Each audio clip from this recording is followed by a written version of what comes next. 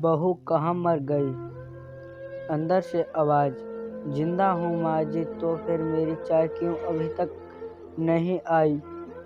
कब से पूजा करके बैठे हुला रही हूँ माँ जी। बहू चाय के साथ भजिया भी ले आई। सास ने कहा तेल का खिलाकर क्या मारेगी? बहू कहा ठीक है माँ जी ले जाती हूँ। सास ने कहा रहने दे, अब बना दिया है तो खा लेती हूँ। सास ने भजिया उठाई और कहा कितनी गंदी भजिया बनाई है तुमने बहू। माँ जी मुझे कपड़े धोने हैं, मैं जाती हूँ। बहू दरवाजे के पास छिपकर खड़ी हो गई। सास भजिया पर टूट पड़ी और पूरी भजिया खत्म कर दी। बहू मुस्कुराई और काम पर लग गई। दोपहर के खाने के वक्त हुआ।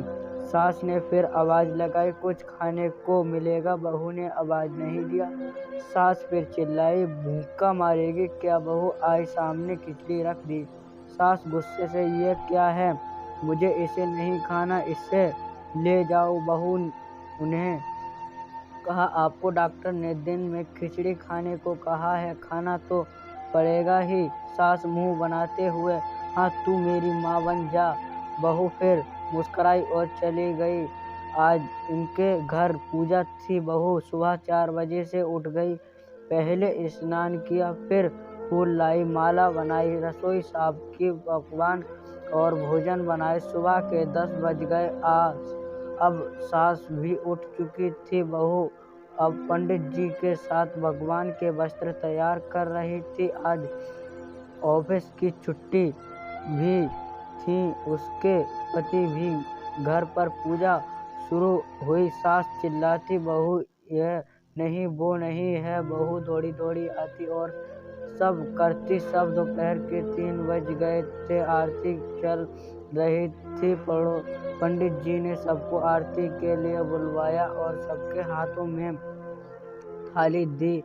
जैसे ही बहू ने थाली पकड़ी, थाली हाथों से गिर पड़ी। शायद भोजन बनाते हुए बहू के हाथों में तेल गया था जिससे वो पोंछना भूल गई थी। सारे लोग तरह तरह की बातें करने लगे। कैसी बहू है, कुछ नहीं और एक काम भी ठीक से नहीं कर सकती, ना जाने कैसी बहू उठा लाए। एक आरती की थाली भी संभाल नहीं सकती। उसके पति भी गुस्सा हो गए पर सारा चुप रहा, कुछ नहीं कहा, बस यह बोल के छोड़ दिया कि सीख रही है, सब सीख जाएगी धीरे धीरे। अब सब खाना परोस जाने लगा। बहू दौड़ दौड़ के खाना देती, फिर पानी लाती। करीबन 70-80 लोग हो गए थे। इधर 2 नौकर और बहू अकेले। फिर वहाँ सारा काम बहुत अच्छी तरीके से करती उसकी सास और आस पड़ोस के लोगों खाने पर बैठे। बहू ने खाना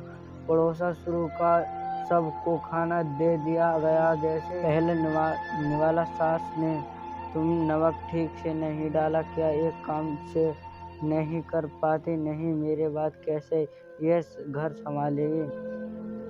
अब पड़ोस वालों को तो जाने ही हो सब, वो बस बहाना ढूंढते हैं नुक्स निकालने का। फिर वो सब शुरू हो गए। ऐसा खाना, ऐसी बहू, वो बरेरा दिन का खाना हो चुका था। अब बहू बर्तन साफ करने नौकरों के साथ लग गई।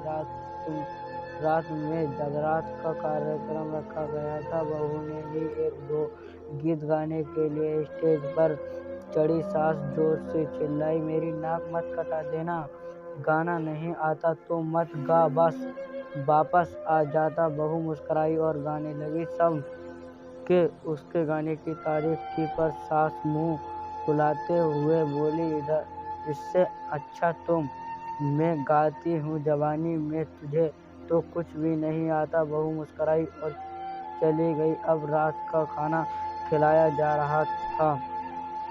उसके पति की ऑफिस की 2 साइड में ही ड्रिंक करने लगे और उसका पति चिल्लाता था बर्फ लाओ, तो सास चिल्लाती यह दाल नहीं है, फिर चिल्लाता कोल्ड ड्रिंक नहीं है, पास ले आओ। दोस्तों मैंने कहानी को आधी रखा है क्योंकि वीडियो ज़्यादा लंबा ना हो। उम्मीद करता हूँ कहानी पसंद आई होगी।